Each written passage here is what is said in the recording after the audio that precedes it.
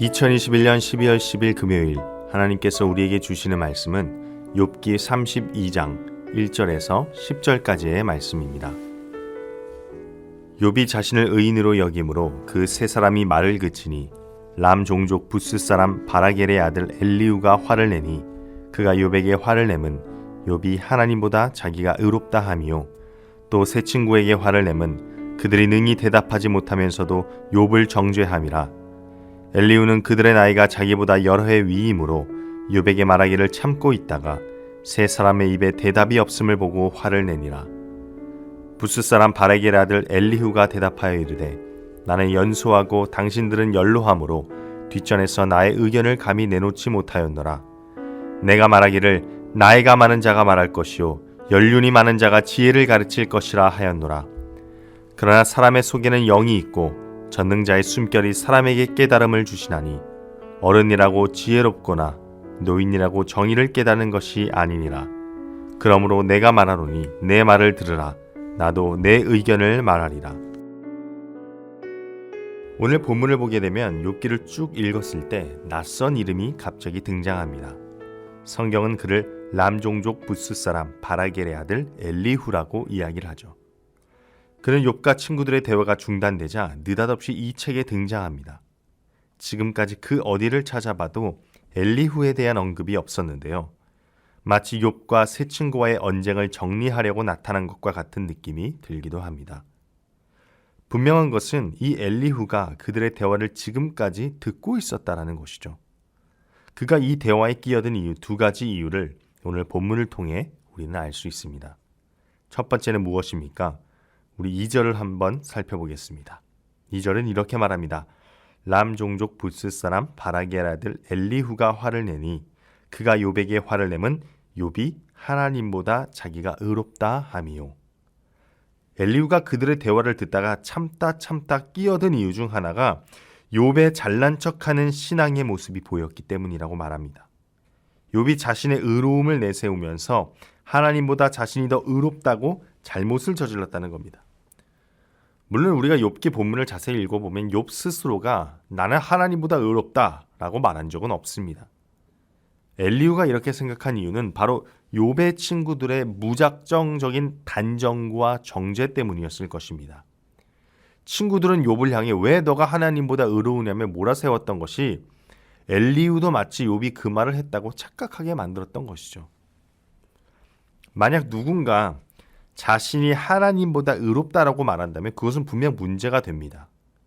우리 인간의 과학기술이 발달하고 윤리적으로 옳고 완벽하게 살아가려고 해도 우리는 하나님보다 의로울 수 없습니다. 그러나 오늘 본문에서 욥은 그런 말을 한 적도 없거니와 엘리후는 무작정 제3자의 말을 듣고 욥을 새 친구처럼 정죄하며 훈계합니다. 오늘날로 이야기하면 팩트가 아닌 사실을 가지고 그들을 훈계하는 셈인 거죠. 우리 공동체에서 나의 모습은 어떻습니까? 혹시 공동체 내에서 무엇인가에 열심인 사람들, 무엇인가 해보려고 하는 사람들을 향해서 너만 의로운 사람이냐라고 하며 그들의 열심을 교만으로 치부하며 정죄하거나 기를 죽이는 행동을 하진 않습니까? 내가 하지 못하는 것을 그 사람이 한다고 하며 시샘하며 거룩한 질투를 우리 안에서 하고 있는 건 아닌지 살펴볼 필요가 있습니다. 내가 교회 안에서 누군가를 시샘하고 정죄하는 이유는 그 사람의 거룩함 때문이라고 한다면 우리 안에 이 질투는 나 또한 하나님 앞에서 거룩해지고 싶어하는 마음 때문일 것입니다. 내가 거룩하지 못한데 내가 볼 때 저 사람이 거룩해 보이니 나의 믿음의 연수가 많음에도 이제 막 신앙생활을 시작한 저 사람이 더 거룩해 보이니 그 질투의 감정이 생겨나는 것이겠죠. 이것은 더 나아가 보면 하나님 앞에서 내가 거룩해지고 싶어하는 마음이 있기 때문일 것입니다. 물론 이 마음을 원동력 삼아서 내 삶에 선한 능력을 행하는 것도 중요하지만 내 삶에 조금 더 예수님을 닮아가려고 하는 행동도 중요하지만 그 이전에 내가 하나님 앞에서는 어쩔 수 없는 죄인임을 인지하면서 겸손함을 가지고 믿음의 실천을 해나가는 것이 복음의 시작일 것입니다. 두 번째로 엘리후가 이 대화에 끼어든 이유는 욥의 변론 앞에 아무 말도 못하는 새 친구들을 향해서였습니다. 그렇게 욥을 향해서 정죄하고 하나님의 이름을 거론하면서 욥의 죄를 낱낱이 밝히며 고통의 원인을 욥 스스로에게 찾으라고 떵떵거리며 말했는데, 욥이 한마디 하자 그에 대해서 아무런 반응도 못하는 그 세 친구들의 무능함, 알맹이 없는 조언에 이 엘리후는 화가 납니다.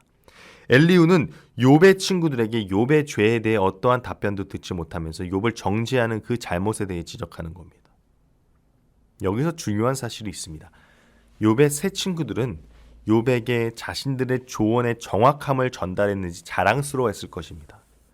고난을 당하는 원인은 그 당사자에게 원이 있다는 말을 지금까지 내내 전하면서 어쩌면 욥의 친구들이 욥에게 그런 말을 하는 조언의 저변에는 너는 너의 죄 때문에 고난을 당하면서 거짓으로 의롭다 하지만 지금 우리들을 봐라. 욥에게 너에게 조언을 하는 나 자신은 고난을 지금 당하고 있지 않다. 고로 나는 너보다 의롭다라는 것을 간접적으로 욥에게 투사하여 자신들의 의로움을 드러내고 있었던 건 아닌지요. 그러나 이 거짓된 믿음, 하나님 앞에 신실하게 처절하게 자신의 믿음을 고민하고 사투하지 않은 사람에게 이 믿음은, 껍데기뿐인 믿음은 오래가지 못합니다. 누군가가 그에게 믿음이란 무엇인가라고 물어볼 때 대답하지 못합니다. 왜냐하면 껍데기밖에 없기 때문입니다. 그 친구들이 혼신을 다해서 자신들의 경험과 신앙의 연륜이 묻어나는 조언을 하지만 욥의 변호에 단 한마디도 못합니다. 꿀먹은 벙어리가 됩니다. 그 친구들이 정말로 욥에게 하는 조언이 진심 어린 조언이었다면 그들은 욥의 변호에도 다시 한번 맞대응을 하면서 계속해서 욥의 고난에 대한 원인과 목적을 설명하려고 했습니다. 그러나 욥이 한마디 하자 꿀먹은 벙어리처럼 아무 말도 못합니다. 왜냐하면 그들은 그 믿음을 머리로만 이해했기 때문입니다. 가슴으로 경험하고 가슴으로 자기들의 삶에서 살아가고 있지 않았기 때문입니다. 그러니까 이런 무능력한 모습, 껍질뿐인 믿음만을 가지고 있는 이 세 친구를 향해서 엘리후가 화를 내는 겁니다. 그러면서 엘리후가 뒤늦게 등장한 이유를 말합니다. 6절 말씀에 붓스 사람 바라겔의 아들 엘리후가 대답하여 이르되 나는 연소하고 당신들은 연로함으로 뒷전에서 나의 의견을 감히 내놓지 못하였노라. 엘리후는 자신이 욥과 친구들보다 나이가 적어서 지금까지 침묵하고 있었다고 말합니다. 그 이유가 뭐죠? 내가 말하기를 나이 많은 자가 말할 것이요 연륜이 많은 자가 지혜를 가르칠 것이라 하였노라. 자신이 침묵한 이유에 대해서 그는 나이가 많고 인생의 경험이 풍부한 연륜이 있는 자들에게는 무언가 다른 큰 지혜가 있을 것이라는 생각 때문이었습니다. 그는 욥의 세 친구들의 조언이 자신보다 훨씬 월등하게 큰 깨달음을 줄 거라 생각했습니다. 그러나 그러지 못한 모습에 대해 실망을 하는 겁니다. 그러면서 8, 9절에 이렇게 얘기하죠. 그러나 사람의 속에는 영이 있고 전능자의 숨결이 사람에게 깨달음을 주시나니 어른이라고 지혜롭거나 노인이라고 정의를 깨닫는 것이 아니니라. 참 지혜, 참 깨달음은 나이와 인생의 경험에서 오는 것이 아니라 전능자 하나님께로부터 온다는 것입니다.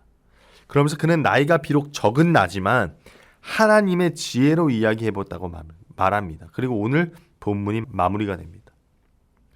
우리가 공동체 생활, 교회 생활을 함에 있어서 나보다 연륜이 어리다고, 나보다 나이가 어리다고 해서 이 사람의 의견과 이 사람의 어떤 믿음의 생활을 무시하거나 하는 행동들은 그리스도인으로서 바람직하지 못한 태도입니다. 믿음은 하나님 가운데서 하나님이 중심이 되어 생각되어져야 될 생활입니다. 그런데 여기서 이 지혜라는 것, 성경이 말하는 하나님의 지혜는 곧 구원을 얻는 지혜입니다. 고린도전서 1장 24절을 보면 오직 부르심을 받은 자들에게는 유대인이나 헬라인이나 그리스도는 하나님의 능력이요 하나님의 지혜라고 말합니다. 즉 구원입니다. 가장 큰 선물을 우리가 거저받았다는 것을 깨닫는 것이 하나님의 지혜입니다. 그래서 이 사실, 이 지혜를 깨달을 때 나는 그 어떠한 상황 속에서도 거저받은 그 은혜를 기억하며 겸손할 수가 있는 겁니다. 겸손하게 되면 남들을 무시할 수 없고 남들이 나이가 어리든 나이가 많든 그 사람을 하나님의 형상으로서 존중하게 되고 또한 내가 어떠한 어려운 상황과 고난에 처해 있을 때에도 이것을 이겨낼 수 있는 힘이 있습니다. 왜냐하면 하나님께서 나를 구원해 주신 그 놀라운 사실이 나의 인생의 그 끝에 기다리고 있기 때문이라는 걸 알기 때문입니다. 힘들고 절망하고 모든 것이 무너져 내려갈 때도 나를 향한 주님의 사랑은 여전히 건재함을 느끼는 겁니다. 누군가를 질투하고 시샘하고 정죄하고 분노가 내 마음속에 일어날 때, 누군가를 무시하고 싶을 때 나를 향한 그리스도의 사랑이라는 지혜를 깨달으면 우리는 그 마음을 누그러뜨리고 겸손한 마음을 가질 수 있습니다. 이 모든 것은 하나님의 사랑으로 가능케 됩니다. 오늘 또 하루를 시작하는, 새 하루를 시작하는 여러분, 하나님의 사랑을 오늘 절대 놓치지 마십시오. 그 지혜를 깨달으십시오.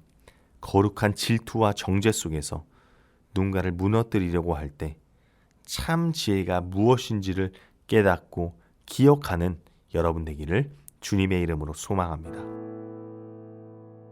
기도하겠습니다.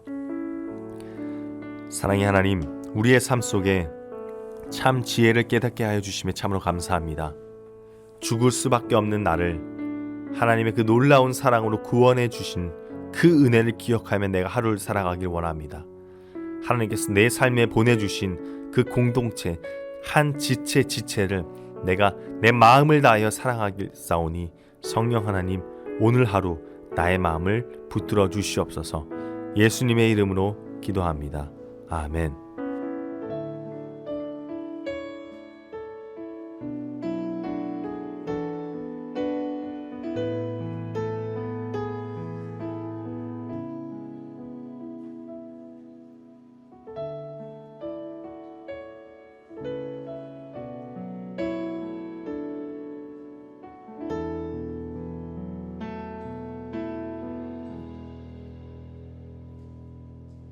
주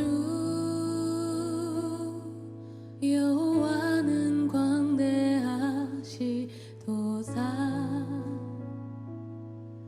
그 거룩한 하나님 성에서 찬양할지어다.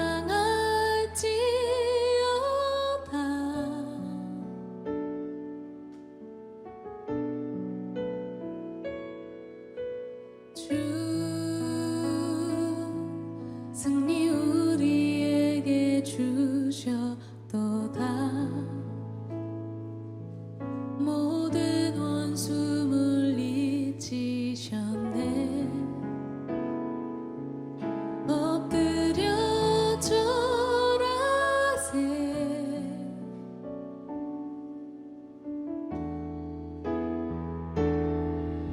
다 주의 크신